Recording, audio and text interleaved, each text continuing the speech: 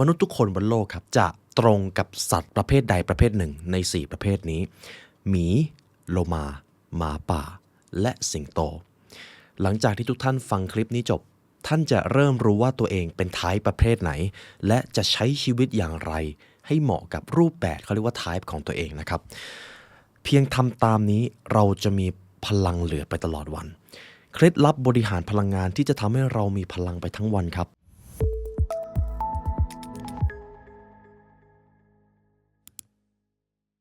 คุณผู้ฟังอยากจะเป็นคนที่ใช้ชีวิตในแต่ละวันแล้วมีพลังเหลือเฟือไหมครับหรือคุณผู้ฟังเคยเจอสภาวะที่ตื่นเช้าขึ้นมาจะไปทำงานแต่ก็รู้สึกหมดเรี่ยวหมดแรงรู้สึกว่าการใช้ชีวิตให้ผ่านไปแต่ละวันมันใช้พลังงานเยอะและคุณก็รู้สึกยุ่งเหยิงไปทั้งวันเลยมีใครเจอสภาวะแบบนี้บ้างครับและผมเชื่อว่าเราเห็นตรงกันเรื่องหนึ่งก็คือการมีชีวิตโดยที่เหมือนซอมบี้หรือขาดพลังมันเป็นเรื่องทรมานมากคุณผู้ฟังว่าจริงไม่จริงครับนี่จะเป็นเหตุผลที่ผมจะนำหนังสือเล่มนี้แล้วเรามาทำความเข้าใจด้วยกันนะครับ Energize ส่วนที่ผมชอบหนังสือเล่มนี้ก็คือมนุษย์ทุกคนบนโลกครับจะตรงกับสัตว์ประเภทใดประเภทหนึ่งใน4ประเภทนี้หมีโลมาหมาป่าและสิงโตหลังจากที่ทุกท่านฟังคลิปนี้จบท่านจะเริ่มรู้ว่าตัวเองเป็นไทป์ประเภทไหนและจะใช้ชีวิตอย่างไรให้เหมาะกับรูปแบบเขาเรียกว่า type ของตัวเองนะครับเพียงทำตามนี้เราจะมีพลังเหลือไปตลอดวันเคล็ดลับบริหารพลังงานที่จะทำให้เรามีพลังไปทั้งวันครับสำหรับหนังสือเล่มนี้คุณไมเคิลบราวน์กับสเตซี่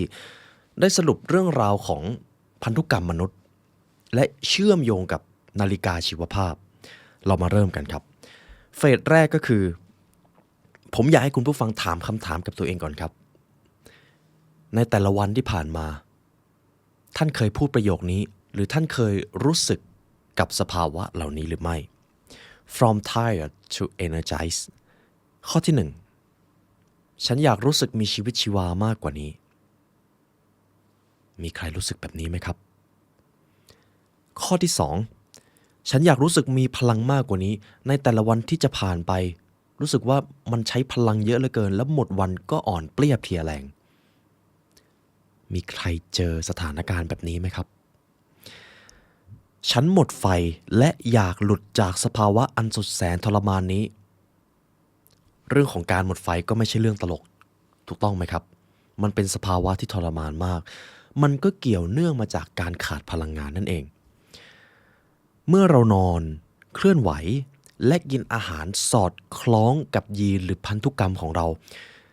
การบ่นก่อนหน้านี้ครับอยากมีพลังมากกว่านี้ฉันรู้สึกหมดไฟจะหายไปจากชีวิตของเราเลยการเพิ่มพลังงานคือสิ่งจำเป็นครับหากทุกท่านรู้สึกยุ่งเหยิงในแต่ละวันปัญหาจริงๆไม่ใช่ว่าเราไม่มีเวลาครับแต่เป็นเพราะเรายังบริหารจัดการพลังงานของตัวเองได้ไม่ดีพอก็เท่านั้นเองและข่าวดีก็คือเราสามารถเปลี่ยนแปลงได้ครับก่อนที่เราจะไปเรียนรู้กันต่อครับผมมีสิ่งสำคัญอยากจะมอบให้กับคุณและผมเชื่อว่ามันมีผลต่อการพัฒนาตัวเองครับหนึ่งในแบรนด์อาหารเสริมที่อยู่คู่พวกเรามาตลอดก็คือ Quality ครับตอนนี้มีอีกหนึ่งผลิตภัณฑ์ใหม่ที่น่าสนใจมาก Omega 3 Norway Ultra Plus Extra Xanthin ครับซึ่งโปรดักต์นี้เป็นตัวที่อัปเกรดจาก Omega 3 Norway Daily จากตัวเดิมมีปริมาณโอเมก้า3ที่มากขึ้นและประสานเข้ากับแอสตาแซนทินครับสารสกัดจากสาหร่ายแดงที่มีฤทธิ์ต้านอนุมูลอิสระและสูงกว่าวิตามินอ e ีถึง100เท่าครับซึ่งจากการค้นคว้าวิจัยครับได้พบว่าแอสตาแซนทินเป็นสารต้านอนุมูลอิสระที่สามารถผ่านเข้าสู่ blood brain barrier ได้หรือเป็นตัวกั้นระหว่างเลือดและสมองได้อย่างมีประสิทธิภาพซึ่งความสามารถนี้ครับทำให้สามารถเข้าถึงและปกป้องเซลล์สมองอีกทั้งยังต้านความเสียหายจากการออกซิเดชันของเซลล์สมองด้วยครับและนี่คือก้าวหมายแห่งการดูแลสมองจาก Clarity ครับเพื่อการดูแลสุขภาพอย่างสมดุลสำหรับคนที่พัฒนาตัวเองอย่างทุกท่านสามารถศึกษาข้อมูลเพิ่มเติมได้ที่ www.clarity.asia/thelibrarychannel ครับหรือคลิกลิงก์ใต้ description ได้เลยเพราะนี่คือส่วนสำคัญในการพัฒนาตัวเองของทุกท่านและเรามาเรียนรู้กันต่อผู้เขียนครับเขาบอกว่าเรามาดูกันก่อนภาพสะท้อนของคนที่หมดพลังนั้นเป็นอย่างไร คุณผู้ฟังลองดูนะครับตัวเองเป็นแบบนี้อยู่หรือเปล่าคนที่หมดพลังพวกเขาจะเหมือนซอมบี้ตื่นขึ้นมาโดยไร้พลังและกระตุ้นตัวเองด้วยอะไรรู้ไหมครับกาแฟครับคนกลุ่มนี้มักจะกระตุ้นตัวเองด้วยกาแฟและโดนัทหรือของหวานต่างๆพวกเขาทำสิ่งต่างๆด้วยความอ่อนแรงไปตลอดทั้งวันและต่อสู้ด้วยการอัดน้ำตาลและคาเฟอีนเพิ่มเข้าไปอีกใครที่ขาดคาเฟอีนไม่ได้ไม่ฉะนั้นจะไม่ตื่นบางทีนั่นอาจจะเป็นปัญหาใหญ่กว่าที่เราคิดจริงไหมครับสุดท้ายพวกเขาก็จะติดแงกอยู่กับความเหนื่อยล้าไปตลอดกาลดังนั้นพลังงานที่ว่านี้ก็คือความสามารถในการทำงานและการใช้ชีวิตมันคือจุดประสงค์ที่ว่าทำไมเราจึงต้องบริหารพลังงานให้ตรงกับพันธุกรรมของเรานั่นเองต่อไปนี้จะเป็นเวิร์กช็อปครับทุกท่านผมขออนุญาตให้คุณผู้ฟังหยิบสมุดกระดาษหรือปากกาก็ได้ครับเขียนไม่เยอะและการเขียนนี้จะทำให้ท่านเห็นรูปแบบการเพิ่มพลังงานของตัวเองมากขึ้นถ้าเป็นไปได้อยากให้เขียนนะครับหรือถ้าคุณผู้ฟังไม่สะดวกจริงๆคิดตามได้ครับแต่ขอให้จดจ่อกับสิ่งที่คลิปนี้กำลังจะถ่ายทอดให้ท่านเรามาทำเวิร์กช็อปสิ่งที่เรียกว่าสิ่งที่เพิ่มพลังงาน vs สิ่งที่ดูดพลังงานครับเวิร์กช็อปตัวแรกก็คือผมอยากให้ทุกท่านลิสต์ให้กับตัวเองครับการกระทำอะไรกิจวัตรอะไรหรือช่วงเวลาไหนที่ท่านได้ทำหรือได้อยู่แล้วรู้สึกว่ามีพลังงานเพิ่มมากขึ้นขอให้ลิสต์ออกมาอย่างน้อย7ข้อครับตัวอย่างครับสิ่งที่เพิ่มพลังงานของผมแล้วกันครับอย่างแรกก็คือการนอนหลับ8ชั่วโมงการออกกำลังกายตี 4:30การมีสมาธิการทำสมาธิในช่วงเช้าการดื่มน้ำเพียงพอการอยู่กับคนที่อินสปายซึ่งกันและกันไม่ท็อกซิกนั่นเองการอ่านหนังสือนี่ก็เป็นสิ่งที่เพิ่มพลังงานของผมครับและผมอยากให้คุณผู้ฟังลิสต์ออกมาเลยครับ7อย่างแค่7อย่างพอครับเดี๋ยวผมจะให้เวลา40วินาทีครับเริ่มครับจับเวลา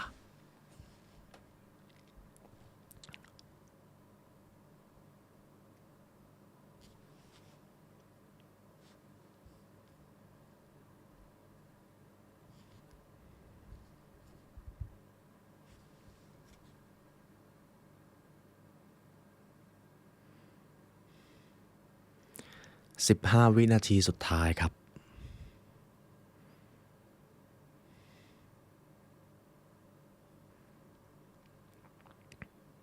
5 4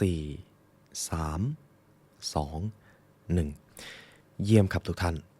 ทีนี้เราได้ลิสต์สิ่งที่เพิ่มพลังงานของตัวเองมาแล้วนะครับหรือเราได้รู้แล้วว่าอะไรกิจวัตรอะไรที่ทำให้เรามีพลังงานมากขึ้นทีนี้เวิร์กช็อปตัวที่2ครับมีเพิ่มพลังงานก็ต้องมีอะไรครับดูดพลังงานผมอยากให้คุณผู้ฟังลิสต์ออกมาให้กับตัวเองเลยครับ7ข้อกิจวัตรอะไรหรือสถานการณ์ไหนที่เมื่อท่านไปอยู่หรือไปทำแล้วรู้สึกว่าพลังงานมันโดนดูดไปเยอะเลยยกตัวอย่างของผมแล้วกันครับ1ก็คือการ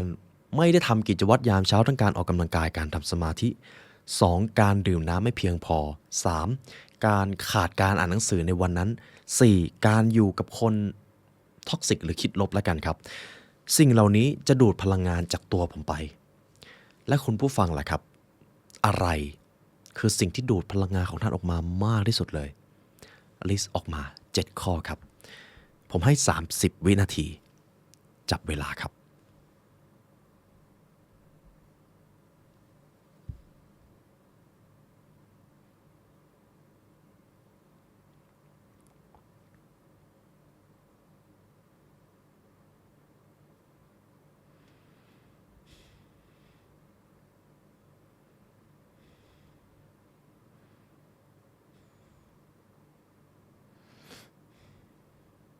3 2 1เยี่ยมครับทุกท่านเราได้ลิสต์ออกมาแล้วนะครับว่าอะไรเพิ่มพลังงานและอะไรบั่นทอนพลังงานของเราตรงนี้สำคัญมากนะครับเพราะบางทีเรารู้สึกว่าในแต่ละวันเราขาดพลังงานไปเยอะเหลือเกินและเราก็เพิ่งมารู้ด้วยว่าส่วนใหญ่เราใช้ชีวิตไปกับสิ่งที่ดูดพลังงานของเราบางทีการช้อปปิ้งก็ดูดพลังงานได้นะครับไม่เชื่อลองเปิดแอปช้อปปิ้งแล้วก็เลือกสินค้าสักอย่างนานๆดูครับเราจะเหนื่อยมากเลย เราจะเจอสภาวะ the paradox of choice นั่นเองขอแค่รู้ไว้เท่านี้ก่อนครับเทคนิคในการเพิ่มพลังงานชีวิตเอาแบบเรียบง่ายเลยนะครับดูในสิ่งที่ท่านเขียนครับก็แค่ใช้ชีวิตส่วนใหญ่ให้อยู่ในโซนของการเพิ่มพลังงานเท่านี้พลังงานชีวิตก็เพิ่มแล้วครับและก็ลดช่วงเวลาที่เราจะโดนดูดพลังงานลงมันอาจจะลดไม่ได้ถึง 100% ครับซึ่งเข้าใจเลยครับแต่เราสามารถยกระดับพลังงานของตัวเองได้จบเฟสที่1ครับคุณผู้ฟังได้รู้ตัวเองเรียบร้อยแล้วนะครับเรามาที่เฟสที่2กันเฟสนี้ผมชอบมากและเป็นคีย์หลักของหนังสือเล่มนี้ครับผมอยากให้คุณผู้ฟังดูหน้าปกหนังสือเล่มนี้อีกรอบครับจะเห็นสัตว์อยู่4ประเภทเรามาดูกันว่าเราตรงกับประเภทไหน Body Type and Energy Profile ครับหากแบ่งลักษณะพันธุกรรมของมนุษย์เพื่อที่จะแยกแยะรูปแบบการใช้ชีวิตการค้นหารูปแบบการใช้ชีวิตที่เหมาะสมกับตัวเองจะมีอยู่2องค์ประกอบที่เราควรดูองค์ประกอบแรกคือ body type ครับโครงร่างหรือ physical หลักของเรานั่นเองตรงนี้สำคัญมากครับก่อนอื่นผมอยากให้คุณผู้ฟังลองทบทวนตัวเองครับผมเชื่อว่าเกือบ 100% ที่กำลังฟังคลิปนี้อยู่เคยที่จะยกระดับร่างกายตัวเองออกกำลังกายคุมอาหารเพื่อที่จะมีหุ่นแบบอุดมคติของท่านคุณผู้ฟังเคยไหมครับซึ่งตรงนี้เป็นส่วนที่สำคัญมากนะครับเราเคยอยากมีหุ่นแบบคนนั้นคนนี้แต่หลายครั้งที่เราพยายามแล้วทำไมเราไม่เห็นได้แบบนั้นเลยหากเราเข้าใจสิ่งนี้ครับเราจะไม่ไปเปรียบเทียบกับเขาอีกเลย body type ครับหนังสือเล่มนี้ครับได้บอกว่ามนุษย์ทุกคนเกิดมาพร้อมรูปร่างพื้นฐานหรือโครงร่างที่ถูกกำหนดไว้แล้วก่อนหน้าย้ำอีกครั้งนะครับโครงร่างครับไม่ใช่รูปร่างการรู้ในสิ่งนี้จะทำให้เราไม่ไปเปรียบเทียบกับคนอื่นและหันมาเล่นเกมของเราเองคุณผู้ฟังเคยได้ยินเรื่องของ endomorph mesomorph และ ectomorph ไหมครับเราอาจจะเคยได้ยินตอนเรียนวิชาสุขศึกษาวันนี้เราจะมาเจาะลึกเรื่องนี้กันครับเพราะมันสำคัญมากเราทุกคนล้วนมีรูปร่างในอุดมคติครับซึ่งไม่ใช่เรื่องแปลกเลยผมอยากให้คุณผู้ฟังค้นหาตัวเองก่อนครับร่างกายหรือโครงร่างของท่านเป็นประเภทไหนใน3ประเภทนี้เดี๋ยวผมจะค่อยๆพาทุกท่านเดินทางไปนะครับอย่างแรกที่เราจะพูดถึงก็คือ ectomorph ครับ ectomorph จะเป็นคนที่รูปร่างเล็กดูได้ง่ายๆครับไหล่และเอวของเขาจะเล็กแขนของเขาจะเล็กมากครับคน ectomorph ครับเกิดมาผอมสูงหรืออาจจะไม่ได้สูงแต่ดูสูงครับพวกเขาจะมีแขนขาเรียวยาวพวกเขาคือผู้โชคดีที่ถูกรางวัลเพราะมีรูปร่างเหมือนซูเปอร์โมเดลในช่วงทศวรรษที่ 1980 ครับแต่ก็ไม่ได้รับประกันว่าพวกเขาจะมีรูปร่างในอุดมคติเช่นนี้ไปตลอดกาลเพราะ ectomorph ครับถึงเขาจะดูผอมแต่เขาก็มีพุงได้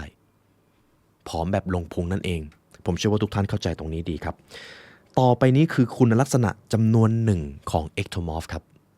เรามาดูกันครับเราตรงกับลักษณะนี้หรือเปล่าอย่างแรกก็คือผอมและมักตัวสูงอย่างที่2แขนขาเรียวยาวครับอย่างที่3หิวไม่สุกครับเพราะอะไรเพราะชาว ectomorph ครับเผาผลาญเร็วครับร่างกายชอบที่จะใช้ energy ก็เลยมักจะอยู่ไม่สุกอย่างที่4แทบจะไม่หิวเลยและกินเพื่ออยู่ไม่ได้อยู่เพื่อกินแต่ก็มีบางคนที่โปรดปรานการกินครับใครที่รู้สึกว่าตัวเองกินเท่าไหร่น้ำหนักก็ไม่ขึ้นการจะเพิ่มน้ำหนักมันยากเหลือเกินท่านอาจจะเป็น ectomorph ครับมีประสิทธิภาพสูงในการเผาผลาญแคลอรี่และไขมันที่เก็บรักษาไว้ให้กลายเป็นพลังงานคนกลุ่มนี้ครับสร้างกล้ามเนื้อได้ยากตรงนี้เข้าใจเลยครับผมเองก็เคยพบเจอชาว ectomorph ที่พยายามเล่นกล้ามเล่นเท่าไหร่ก็ไม่ขึ้นเพราะโครงร่างของเขาเสียเปรียบในการสร้างกล้ามแต่อาจจะไปได้เปรียบเรื่องการเผาผลาญชาว ectomorph ครับลดน้ำหนักได้ง่ายชอบออกกำลังกายคนเดียวมากกว่าเป็นกลุ่มเป็นนักกีฬาที่มีความทนทานสูงเช่นการวิ่งมาราธอนครับ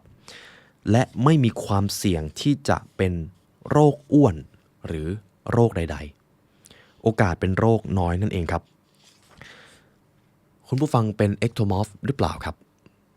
หรือถ้าอยากเห็นชัดกว่านี้ดูที่ข้อมือตัวเองครับชาวเอ็กโทมอร์ฟครับจะกำข้อมือแล้วกำได้นิ้วมาทับกันครับนิ้วทับกันเลยไม่ใช่แตะกันพอดีนะครับแต่ทับกันเลยอันนี้คือโครงร่างประเภทที่1ครับเอ็กโทมอร์ฟเผาผลาญเร็วต่อไปโครงสร้างหรือโครงร่างประเภทที่2มีโซมอร์ฟครับเขาว่ากันว่าใครที่มีโครงร่างแบบนี้คือใช้แต้มบุญไปแทบหมดแล้วนะครับมีโซมอร์ฟครับคือคนที่เผาผลาญพลังงานได้ในระดับปานกลางมีรูปร่างแข็งแรงเหมือนนักกีฬาและมีกล้ามเนื้อสร้างกล้ามเนื้อได้ง่ายนั่นเองพวกเขาดูเหมือนคนที่สามารถลุกขึ้นมาวิ่ง1กิโลเมตรหรือตีลังกากลับหลังได้ทุกเมื่อครับแต่ก็ไม่ได้หมายความว่าพวกเขาจะมีรูปร่างและน้ำหนักที่ดีไปตลอดต่อไปนี่คือคุณลักษณะของมีโซมอร์ฟครับเรามาดูกันครับอย่างแรกก็คือผู้ชายจะมีหุ่นทรงตัววีครับไหล่กว้างและเอวคอดส่วนผู้หญิงจะมีหุ่นคล้ายๆนาฬิกาทรายตรงกับท่านไหมครับไหล่กว้างเท่าสะโพกหรือไหล่กว้างกว่าสะโพกแข็งแรงเหมือนนักกีฬาหิวตามเวลามื้ออาหารมีประสิทธิภาพในการเผาผลาญให้กลายเป็นพลังงานอยู่ในระดับที่เขาเรียกว่ามีประสิทธิภาพในระดับเหมาะสมครับมีประสิทธิภาพสูงในการสร้างกล้ามเนื้อถ้าไม่พยายามรักษามวลกล้ามเนื้อไว้บางครั้งกล้ามเนื้อก็อาจจะสูญเสียไปอันนี้ถือว่าเป็นเรื่องปกติของมนุษย์ครับเป็นนักกีฬาที่มีพลังงานยอดเยี่ยม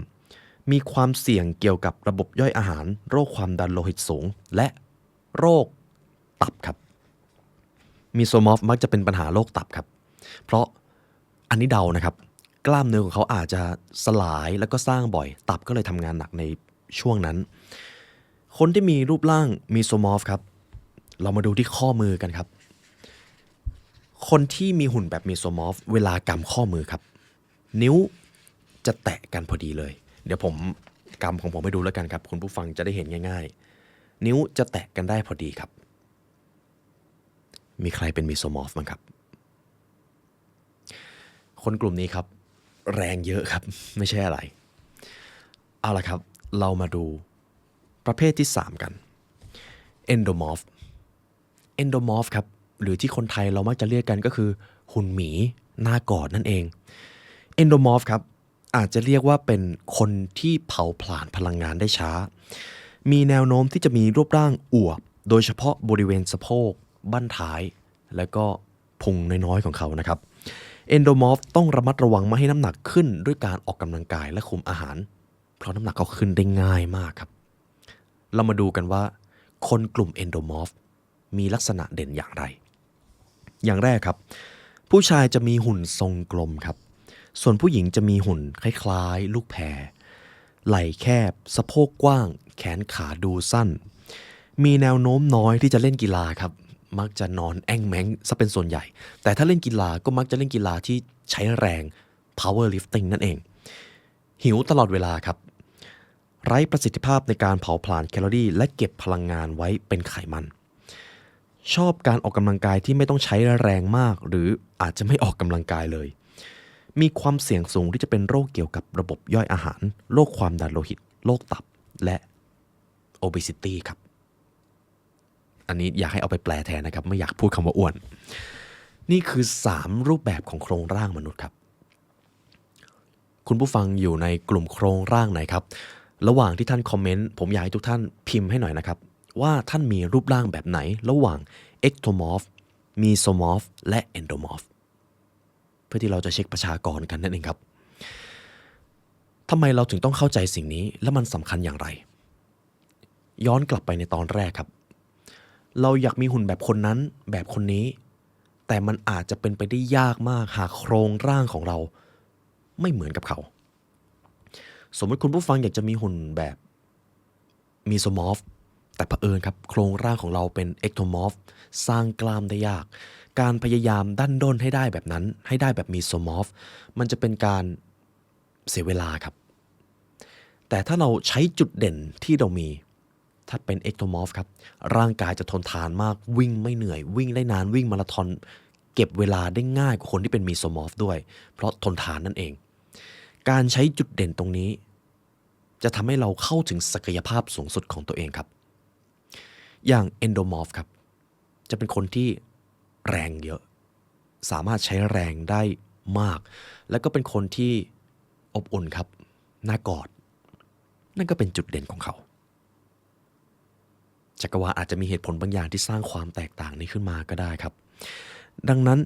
การคาดหวังรูปร่างที่ไม่ตรงกับโครงร่างของตัวเองมันคือสิ่งที่ดูดพลังงานของเราครับหากเราอยากมีร่างกายสูงเพรียวแบบนางแบบแต่เรามีโครงร่างแบบเอนโดมอร์ฟแรงต้านมันก็จะสูงนั่นเองและความจริงนะครับสำหรับคุณผู้หญิงผมมีข่าวดีจะบอกผู้ชายส่วนใหญ่ทางสัญชาตญาณนะครับ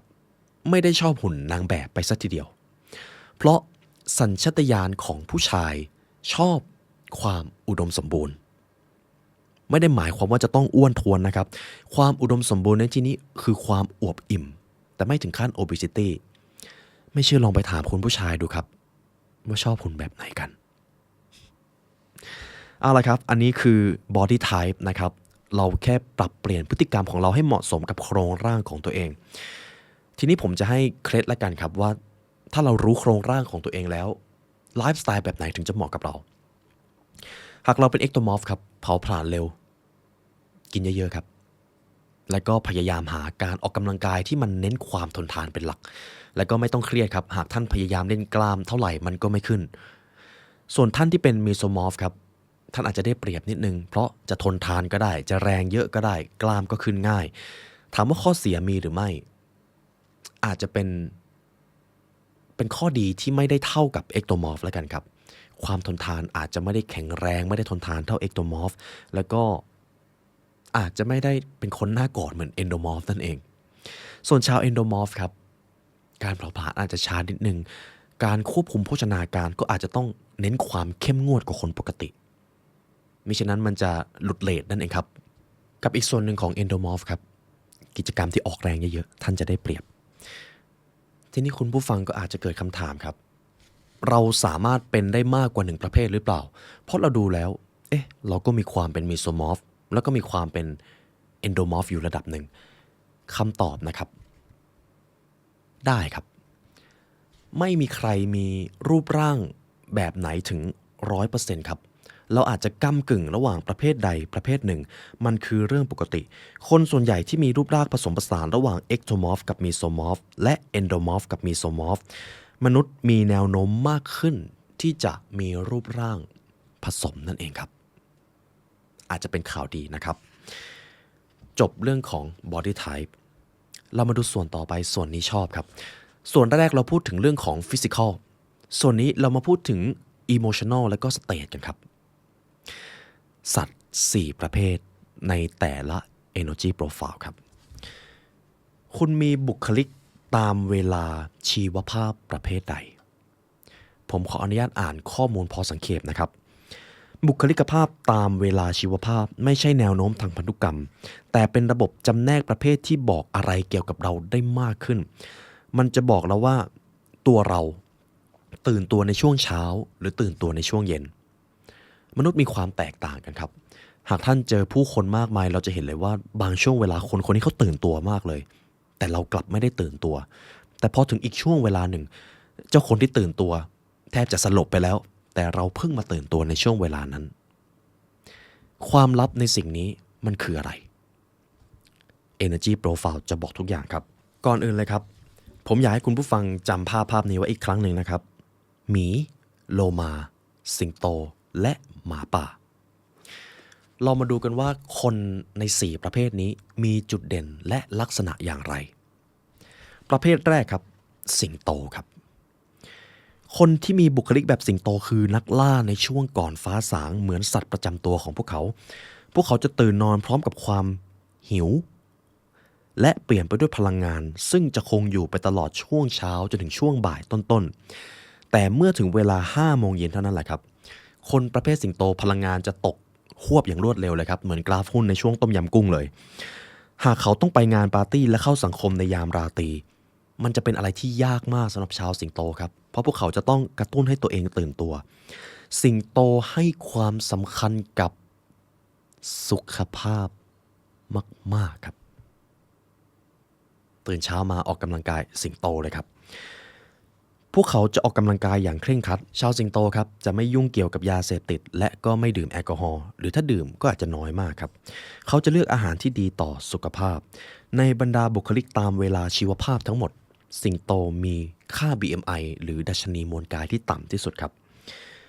อันนี้คือสิงโตจุดเด่นดูง่ายๆครับตื่นเช้ามามีแรงทำงานได้เลยอันนี้คือสิงโตและช่วงเย็นปุ๊บสลบนี่ก็คือสิงโตครับประเภทที่2ครับ The Bear หมีคนที่มีบุคลิกแบบหมีเป็นคนที่ตื่นตัวตอนกลางวันเหมือนสัตว์ประจำตัวของพวกเขาคนกลุ่มนี้จะกระฉับกระเฉงในช่วง10 โมงถึงช่วงกลางวันนะครับและก็พักผ่อนตอนกลางคืนถ้าทำได้พวกเขาก็จะคลานไปอยู่ในถ้ำและจำศีลตลอดฤดูหนาวเหมือนธรรมชาติของหมีครับการตื่นนอนของหมีจะเป็นกระบวนการอันยาวนานครับการจะตื่นได้แต่ละทีจะต้องมีปุ่มสนุดเกิน2ปุ่มแน่ๆมันจะประกอบไปด้วยปุ่มเลื่อนปลุกและการพยายามลากสังขารออกมาจากเตียงอุ่นๆหมีจะตื่นตัวในช่วงสายๆแต่พอบ่ายแก่ๆพลังงานของพวกเขาก็จะลดลงจะแตกต่างจากสิงโตครับสิงโตตื่นเช้ามามีพลังเลยแต่หมีครับการจะตื่นเช้าก็คือการฝืนสังขารตัวเองพวกเขาชอบงีบในช่วงบ่ายวันหยุดส่งผลให้นอนไม่หลับในคืนนั้นด้วยนี่คือเขาเรียกว่าจุดด้อยของหมีแล้วกันครับหมีจะเป็นคนที่มีมนุษยสัมพันธ์ที่ดีพวกเขามีความสุขเมื่ออยู่ท่ามกลางผู้คนดูน่ารักใช่ไหมครับแต่ถ้าใช้เวลาอยู่คนเดียวมากเกินไปพวกเขาจะรู้สึกกระวนกระวายแล้วก็กังวลมากขึ้นเรื่อยๆครับน้องเริ่มเหงานั่นเองเมื่ออยู่ในช่วงที่มีพลังงานสูงพลังงานในการเข้าสังคมของพวกเขาก็จะพุ่งสูงขึ้นเช่นกันชาวหมีครับเกิดมาเพื่อทำงานเป็นทีมพวกเขาใช้ความคิดและทำงานได้ดีที่สุดเมื่ออยู่เป็นกลุ่มครับเอาละครับผมเชื่อว่าตอนนี้ 50% เริ่มเห็นไทป์ของตัวเองแล้วบ้างก็เป็นสิงโตบ้างก็เป็นหมีเดี๋ยวผมจะตอบคำถามอีกทีนะครับแล้วเราสามารถเป็นระหว่างหมีกับสิงโตหมีกับโลมาได้หรือเปล่าเดี๋ยวผมตอบอีกทีครับต่อไปเรามาดูสัตว์ประเภทที่3ครับหมาป่าหมาป่าดูได้ง่ายมากครับเช้าสายบ่ายไม่มีพลังงานเลยแต่พอตกเย็นตกกลางคืนปุ๊บอยู่ดีๆก็ดีเฉยเลยหมาป่าครับคึกตอนดึกนั่นเองหมาป่าจะกระปี้กระเป๋าในเวลาที่ผู้คนหลับไหลคนที่มีบุคลิกแบบหมาป่าจะตื่นตัวมากที่สุดเมื่อตะวันตกดินครับอันนี้หมาป่าหรือแดกคูล่าครับเนี่ยพวกเขาจะไม่รู้สึกเหนื่อยจนกว่าจะเลยเที่ยงคืนเป็นต้นไปพวกเขาจะสมองตื้อในช่วงเช้าการตื่นเช้าจะเป็นอะไรที่ทรมานมากครับสำหรับหมาป่าหมาป่ามีแนวโน้มที่จะมีความคิดสร้างสรรค์และหุนหันพลันแล่นพวกเขามักหงุดหงิดและมองโลกในแง่ร้ายครับโดยเฉพาะในตอนเช้าพวกเขาจะมองโลกในแง่ร้ายมากๆเพราะฮอร์โมนแห่งความเครียดมันหลั่งมันจะเป็นเรื่องท้าทายสำหรับคนรักและครอบครัวที่มีคู่รักประเภทเป็นหมาป่านั่นเองและจุดเด่นของหมาป่าอีกอย่างหนึ่งคืออะไรรู้ไหมครับเบื่อง่ายครับหากคุณชวนชาวหมาป่าไปนั่งสมาธิสิ่งที่เขาจะตอบกลับมาเลยก็คือฝึกสมาธิเหรอมันน่าเบื่อมากเลยนะอันนี้คือหมาป่าต่อไปครับประเภทสุดท้ายเป็นประเภทที่น่าเห็นใจในระดับหนึ่งครับและก็เป็นประเภทที่ได้เปรียบในระดับหนึ่งเช่นเดียวกันโลมาครับ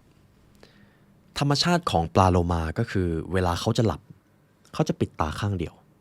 และตาอีกข้างหนึ่งจะถูกเปิดเอาไว้เพื่อระวังนักล่ามันทำให้โลมาปลอดภัยก็จริงครับแต่ก็ต้องยอมแลกมากับการนอนไม่เต็มที่นั่นเองชาวโลมาครับใครที่มีปัญหาเรื่องการนอนหลับยากบางทีท่านอาจจะเป็นโลมาครับธรรมชาติแล้วโลมาเป็นสัตว์ที่นอนหลับแบบครึ่งสมองคนที่มีบุคลิกแบบโลมาจะนอนไม่หลับและเขาเข้าใจความรู้สึกของการครึ่งหลับครึ่งตื่นตลอด24ชั่วโมงพวกเขาวิตกง่ายและไม่ชอบการเสี่ยงเพราะพักผ่อนไม่เพียงพอครับเขามีแนวโน้มที่จะไม่ใช้ยาเสพติดแต่จะปฏิบัติตามคำแนะนำและกินยาตามใบสั่งของแพทย์โลมามักไม่กินตามใจปากและไม่ได้มีคู่นอนหลายคนครับพวกเขามีแนวโน้มที่จะมีดัชนีมวลกายต่ำกว่าค่าเฉลี่ยไม่ใช่เพราะพวกเขาออกกำลังกายหนักครับแต่เป็นเพราะพวกเขาเผาผลาญแคลอรี่ไปกับความกระวนกระวายของตัวเองนั่นเอง ในด้านความสัมพันธ์โลมาเป็นคนที่ทุ่มสุดตัวให้ความสำคัญกับความสัมพันธ์มากๆครับและที่สำคัญคือชาวโลมาฉลาดเป็นกรดเลยครับใส่ใจรายละเอียดและจะปรับแก้สิ่งที่ทำให้ดีขึ้นจนกว่าจะผ่านมาตรฐานของพวกเขาซึ่งมันสูงมากนั่นเองเอาล่ะครับจบ Energy Profile ทั้ง 4 ประเภทคุณผู้ฟังอยู่ในประเภทไหนครับสามารถคอมเมนต์พร้อมๆกับ Body Type ของตัวเองได้เลยนะครับเผื่อบางท่านมีบางเรื่องราวอยากจะแชร์ให้กับเพื่อนๆในนี้ทีนี้ผมจะตอบคำถามว่าแล้วเราสามารถเป็นได้มากกว่า1ประเภทหรือถ้าเราเป็นหมีหรือเป็นโลมาแต่เราจะต้องใช้ชีวิตแบบสิงโตแบบหมีมันจะมีข้อเสียอะไรหรือไม่ตอบคำถามแรกก่อนครับเราอาจจะมีความก้ำกึ่งระหว่างสิงโตและหมีได้ครับแต่จะมีอันใดอันหนึ่งเป็นแกนหลักของตัวเราเองกับคำถามที่2หากเราเป็นประเภทนี้แต่เราจะต้องใช้ชีวิตอีกประเภทหนึ่งข้อเสียมีหรือไม่ข้อดีมีหรือไม่ข้อเสียก็คือเราอาจจะต้องฝืนตัวเองในระดับหนึ่งแรงต้านมันอาจจะเยอะระดับหนึ่งแต่ถามว่าทำได้หรือไม่ทำได้ครับอย่างบางท่านเป็นชาวหมีการตื่นเช้าเป็นอะไรที่ยากมากแต่ก็รู้ว่าการตื่นเช้ามาออกกำลังกายคือสิ่งจำเป็นก็เท่ากับว่าเราจะต้องไปใช้ชีวิตแบบชาวสิงโตซึ่งมันทำได้ครับและผมก็จะแนะนำว่าการออกกำลังกายตอนเช้ามันได้เปรียบกว่าเสมอไม่จำเป็นต้องฟิกถึง 100% ครับเพียงแค่รู้ว่าหากเราทำสิ่งนี้เราจะทำได้ง่ายเพราะมันตรงกับยีนของเราแต่หากทำสิ่งนี้มันอาจจะยากนิดนึงเพราะมันไม่ได้ตรงกับพันธุกรรมดั้งเดิมของเราเท่านี้เลยครับและผมเชื่อว่าทุกท่านเข้าใจหรือถ้าคุณผู้ฟังอยากจะทำแบบทดสอบจริงๆเดี๋ยวทาง The Library Learn จะแนบคลิปไว้ข้างล่างนะครับเอาล่ะครับเราได้รู้ถึง Energy Profile ของเราแล้วต่อจากนี้เรามาดูกันว่าใช้ชีวิตอย่างไรดีล่ะถึงจะเหมาะกับ Energy Profile ของเราข้อที่3ครับเราจะมาพูดถึงการพักผ่อนตาม Energy Profile ของตัวเองย้ำอีกครั้งนะครับไม่จำเป็นต้องฟิกซ์แต่ถ้าทำได้ท่านจะได้เปรียบเพราะเราทำในสิ่งที่สอดคล้องกับธรรมชาติของตัวเองเอาล่ะครับแรกเริ่มครับนอนตอนไหนดีสำหรับคนทั้ง4ประเภทเราจะมาพูดถึงเรื่องของการพักผ่อนครับว่าด้วยการนอนหากเป็นไปได้นะครับผมอยากให้คุณผู้ฟังลองทำกับตัวเองมากเลยแล้วค่อยมาบอกผลลัพธ์ในภายหลังก็ได้นะครับคุณควรเข้านอนในเวลาที่ร่างกายต้องการนั่นก็คือ 1-2 ชั่วโมงหลังจากที่เมลาโทนินซึ่งเป็นฮอร์โมนแห่งความง่วงเริ่มหลั่งออกมาครับสำหรับชาวสิงโตครับมี energy ตอนเช้าแล้วก็ตายช่วงเย็นนะครับร่างกายของคุณจะเริ่มหลั่งเมลาโทนินตอนหัวค่ำและเรียกร้องให้คุณเข้านอนตอน3 ทุ่มจะออกแนวเด็กอนามัยระดับหนึ่งเลยครับมันเป็นเวลาที่ผู้คนเริ่มปาร์ตี้คุณสามารถฝืนตัวเองให้อยู่จนถึงเที่ยงคืนเพื่อสนุกกับเพื่อนฝูงได้แต่นาฬิกาในร่างกายของคุณก็จะปลุกให้ตื่นตอนตี 5ตรงและร่างกายก็จะไม่ยอมให้คุณนอนต่อด้วยสำหรับชาวสิงโตผลก็คือคุณจะรู้สึกเหนื่อยไปตลอดทั้งวันช่วงเวลาที่เหมาะสมของคุณก็คือ3 ทุ่มและ4 ทุ่มครับควรหัวถึงหมอนได้แล้วประเภทที่2ครับหมีครับสำหรับหมีการเข้านอนในช่วง5 ทุ่มถึงเที่ยงคืนตามบรรทัดฐานทางสังคมเหมาะกับหมีมากๆครับและความจริงก็คือเปอร์เซ็นต์ส่วนใหญ่ของมนุษย์โลกนะครับประชากรหมีมีเยอะสุดครับมีถึงประมาณ40 กว่าเปอร์เซ็นต์คนส่วนใหญ่ถูกบังคับให้ใช้ชีวิตตามหมีก็เพราะหมีมีปริมาณเยอะสุดนั่นเองครับคนส่วนมากย่อมเป็นผู้กำหนดกฎเกณฑ์ถ้าคุณเป็นชาวหมีต่อมไพเนียลของคุณจะเริ่มหลั่งเมลาโทนินตอนประมาณ4 ทุ่มดังนั้นช่วงเวลา5 ทุ่มถึงเที่ยงคืนจะเป็นเวลาที่เหมาะมากครับในการสลบครับประเภทที่3ครับชาวหมาป่าสำหรับชาวหมาป่าครับถ้าคุณเป็นหมาป่าและเข้านอนตอน5 ทุ่มคุณจะลงเอยด้วยอะไรรู้ไหมครับนอนตาแข็งไปทั้งคืนเลยครับนอนไม่หลับนั่นเองเพราะนาฬิกาในร่างกายของคุณยังไม่พร้อมที่จะพักผ่อนหมาป่าจะยังตื่นตัวในช่วงเวลาดังกล่าวเพราะยีนพันธุกรรมของพวกเขาหลั่งเมลาโทนินช้ากว่าหมีถึง1 และ 2 ชั่วโมงครับ การเข้านอนเร็วแต่นอนไม่หลับมันจะเกิดความคิดมากเกิดความกังวลซึ่งทำให้หลับยากกว่าเดิมคุณผู้ฟังว่าจริงไม่จริงครับดังนั้นสำหรับชาวหมาป่าครับช่วงเวลาที่เหมาะสมก็คือเที่ยงคืนเป็นต้นไปครับนอนดึกนิดนึงนะครับทีนี้ประเภทสุดท้ายชาวโลมาครับชาวโลมาจะมีความซับซ้อนระดับหนึ่งสำหรับชาวโลมาครับคุณต้องประเมินก่อนว่าตัวเองรู้สึกอย่างไรกฎเหล็กของคนที่เป็นโรคนอนไม่หลับก็คืออย่าเข้านอนจนกว่าจะรู้สึกง่วงครับนี่คือกฎเหล็กของคนที่เป็นโรคนอนไม่หลับสำหรับความกังวลกวายมักจะมีอิทธิพลเหนือความอ่อนเพลียครับสำหรับโลมาส่งผลให้ชาวโลมาที่เครียดมักจะนอนไม่หลับและไม่ง่วงเลยแม้แต่น้อยการฝืนเข้านอนทั้งที่ยังไม่ง่วงก็จะทำให้เกิดการนอนไม่หลับดังนั้นชาวโลมาครับคุณอาจจะไม่จำเป็นต้องนอนถึง8ชั่วโมงครับ6ชั่วโมงก็อาจจะเพียงพอแล้วและช่วงเวลาที่เหมาะสมก็คือเที่ยงคืนนั่นเองครับอันนี้คือรูปแบบการนอนที่เราปรับเปลี่ยนให้เหมาะสมกับ energy profile ของแต่ละท่านทีนี้คำถามที่สำคัญคือแล้วถ้าเราเป็นหมาป่า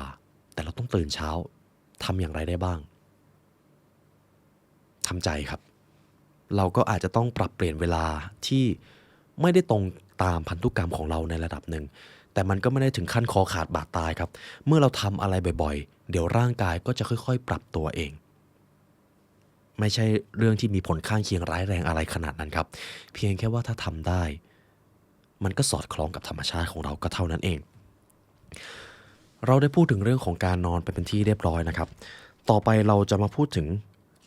ว่าด้วยการออกกำลังกายครับอันนี้เป็นหัวข้อที่น่าสนใจมากครับออกกำลังกายแบบไหนถึงจะตรงตาม energy profile ของเราสำหรับชาวสิงโตครับการออกกำลังกายยามเช้าเป็นเรื่องง่ายสำหรับพวกเขาอยู่แล้วครับการออกกำลังกายตอน6โมงหรือตีห้าเป็นช่วงที่อะดรีนาลีนของพวกเขาหลั่งและถ้าเป็นไปได้ในช่วงเย็นจะเป็นช่วงที่เราวิ่งได้เร็วขึ้นมีเรี่ยวแรงมากขึ้นมีแนวโน้มน้อยกว่าที่จะบาดเจ็บสามารถออกได้ทั้งเช้าทั้งเย็นนะครับอันนี้ไม่เกี่ยงประเภทเลยครับช่วงเช้าจะเป็นกีฬาที่เหมาะกับการเน้นความทนทานหรือเน้นความอึดแต่ในช่วงเย็นอาจจะต้องเน้นการใช้แรงหรือใช้ข้อต่อเยอะๆเพราะกล้ามเนื้อของเราเพิ่งฟื้นนั่นเองสำหรับชาวหมีครับคนที่ตื่นตัวตามเวลาปกติควรออกกำลังกายก่อนมื้อกลางวันหรือมื้อเย็นซึ่งจะช่วยคุณเผาผลาญพลังงานได้ดีมากขึ้นสำหรับหมาป่าครับนอกจากจะนอนดึกแล้วศักยภาพสูงสุดอาจจะเกิดขึ้นตอนหลัง6โมงคุณจึงควรฝึกความแข็งแรงของกล้ามเนื้อหรือโยคะก่อนมื้อเย็นครับเพราะหลังจากออกกำลังกายปุ๊บคุณจะตื่นตัวแบบ100%เลยสำหรับชาวโลมาครับ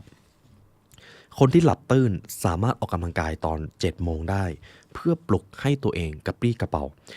และถ้าอยากหลับลึกหรือหลับได้นานขึ้นลองออกกำลังกายตอน5โมงเย็นดูครับแล้วจะหลับง่ายขึ้นย้ำอีกครั้งนะครับ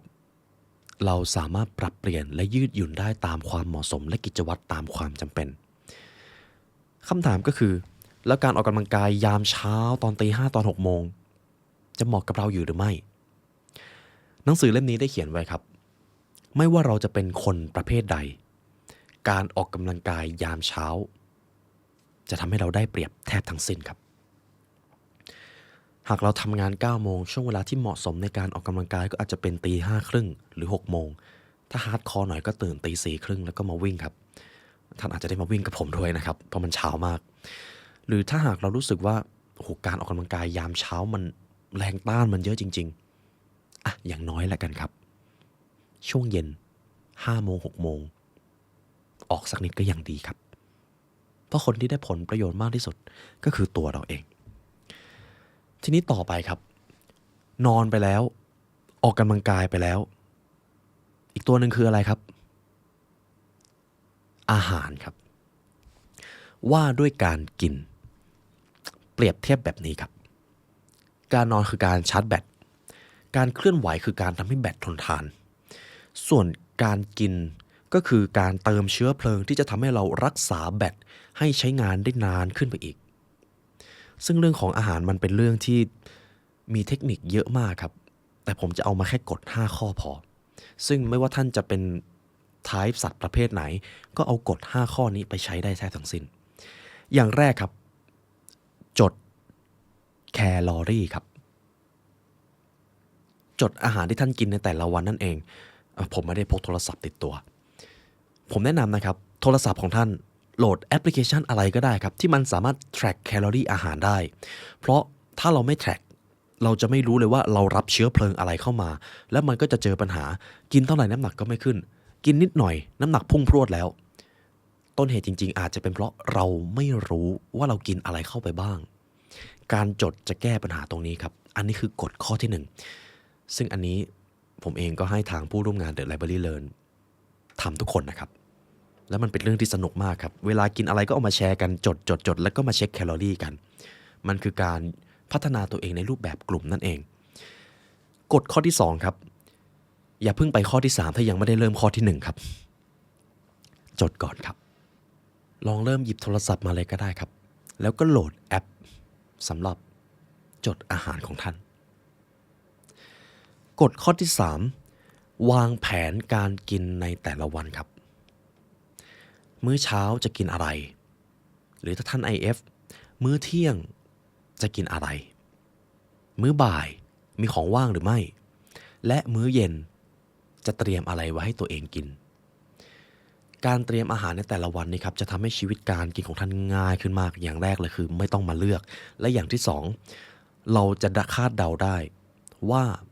ปริมาณแคลอรี่ที่เราได้รับในแต่ละวันเป็นเท่าไหร่เตรียมอาหารไว้ในแต่ละวันครับเคล็ดลับที่4น้ำครับดื่มน้ำเยอะๆอย่างน้อยครับ3ลิตร3ลิตรก็คือน้ำขวดใหญ่2ขวดนั่นเองอย่างน้อยจะต้องถึง3ลิตรครับเพราะถ้ากินน้ำน้อยนอกจากเราจะหิวง่ายแล้วระบบภายในร่างกายก็มีโอกาสสูงที่จะทำงานได้ไม่เต็มประสิทธิภาพนั่นเองกฎข้อที่5งดอาหาร3ชั่วโมงก่อนนอนครับคุณผู้ฟังยังจำโมเมนต์ที่เรากินอาหารหนักๆแล้วเราก็ไปเข้านอนเลยผลลัพธ์เป็นอย่างไรครับกรดไหลย้อนบ้างนอนไม่หลับบ้างท้องอืดตอนกลางคืนบ้างนอนแล้วจุกบ้างสุดท้ายก็ต้องลุกมาสุดท้ายทำไมครับไม่ได้นอนจริงไม่จริงครับอดอาหารก่อนนอน3ชั่วโมงครับเพื่อที่จะให้ร่างกายของเราได้เคลียร์แล้วก็หลับได้เต็มที่นั่นเองทีนี้ครับจบเรื่องของการกินเรามาดูข้อที่6อันนี้จะเป็นบทสรุปของคนทั้ง4ประเภทนะครับว่าช่วงเวลาไหนเราจะมีพลังช่วงเวลาไหนเราจะรู้สึกโดนดูดพลัง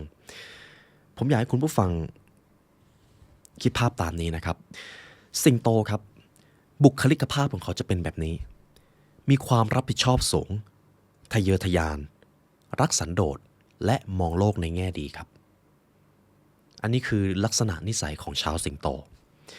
ช่วงเวลาที่พวกเขามีพลังงานสูงมักจะเป็น6โมงถึงบ่าย3ส่วนช่วงเวลาที่มีพลังงานต่ำก็คือ2ทุ่มถึง4ทุ่มอย่างผมเองนะครับหลัง3โมงนี่คือคิดงานสำคัญไม่ได้แล้วครับสมองไปแล้วครับสำหรับชาวหมีครับลักษณะนิสัยของพวกเขาก็คือรักความสงบเป็นมิตรชอบเข้าสังคมมีความยืดหยุ่นประมาณว่าเป็นกันเองนั่นเองช่วงที่พวกเขามีพลังงานสูงก็คือตั้งแต่11โมงไปจนถึง1ทุ่มครับช่วงเวลาที่พวกเขามีพลังงานต่ำก็จะเป็น7โมงเช้าถึง11โมงยังไม่ค่อยตื่นนั่นเองต่อไปครับชาวหมาป่าสำหรับหมาป่าครับลักษณะเฉพาะของพวกเขาก็คือถูกปลุกเร้าได้ง่ายหัวดื้อชอบเสี่ยงสร้างสรรค์และก็ขี้หงุดหงิดครับช่วงเวลาที่พวกเขามีพลังงานสูงครับ2ทุ่มถึงเที่ยงคืนช่วงเวลาที่มีพลังงานต่ำครับ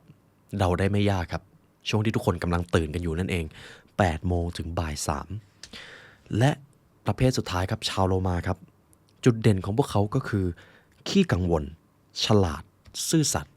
และก็มีความย้ำคิดย้ำทำ perfectionist ระดับหนึ่งเขาจะมีพลังงานสูงในช่วง4โมงเย็นไปจนถึง2ทุ่มส่วนช่วงที่พวกเขามีพลังงานต่ำครับ6โมงเช้าถึงบ่าย2โมงโดยประมาณนะครับและบางทีนะครับพอคุณผู้ฟังได้รู้ type ของตัวเองยังจำเวิร์กช็อปตอนแรกที่ท่านได้เขียนลงไปในกระดาษได้ไหมครับ บางทีมันอาจจะเป็นสิ่งที่สะท้อนว่าทำไมเราถึงชอบกิจวัตรนี้และกิจวัตรนี้ทำไมมันดูดพลังงานเราเหลือเกินเพราะพันธุกรรมของเราเป็น1 ใน 4ประเภทนี้นั่นเองลองคิดดูสิครับชีวิตเราจะดีขนาดไหนหากเราได้ใช้ชีวิตสอดคล้องกับตัวเราจริงๆและทุกท่านได้รู้แล้วครับว่าท่านเป็นใครและนี่ก็คือบทเรียนจากหนังสือ Energize นะครับความลับของมนุษย์พลังสูงเป็นหนังสืออีกเล่มหนึ่งที่อ่านสนุกครับและผมเชื่อว่าคุณผู้ฟังได้ฟังมาตั้งแต่วิแรกก็ได้ค้นพบอะไรหลายอย่างในตัวเองและเช่นเคยครับหากคุณผู้ฟังฟังมาถึงตรงนี้แล้วอยากใช้เวลาเรียนรู้กับ The Library Learn ให้เข้มข้นลึกซึ้งจริงจังมากกว่านี้ทุกท่านสามารถเรียนรู้ได้ผ่าน Premium Content ครับหน้าที่อย่างนั้นครับมีทั้งตำราความสำเร็จตำราการพัฒนาตัวเองตำราจิตวิทยาธรรมชาติมนุษย์ที่จะทำให้ท่านเก่งคนและล่าสุดเราได้ยกระดับตำราใหม่ The Golden Path กฎ11ประการแห่งความสำเร็จทุกท่านสามารถเรียนรู้ได้ผ่าน Premium Content ครับเพราะเงินทุกบาทที่ท่านจ่ายไปท่านไม่ได้ซื้อคอนเทนต์ครับท่านซื้ออิสรภาพให้กับตัวเองเพราะความรู้จะทำให้ท่านเข้าถึงอิสรภาพจากการกล้าคิดกล้าทำกล้าฝันและกล้าที่จะสร้างความเป็นไปได้มาให้กับตัวเองและนี่ก็เป็นเหตุผลที่เรามาเรียนรู้ด้วยกันครับในวันนี้ได้เวลาอันสมควรแล้วทางผู้ร่วมงาน The Library Learn และตัวผมไลออนยุวศิลป์ขอกล่าวอำลาทุกท่านไปก่อนครับขอให้วันนี้เป็นวันที่ดีของทุกท่านครับสวัสดีครับ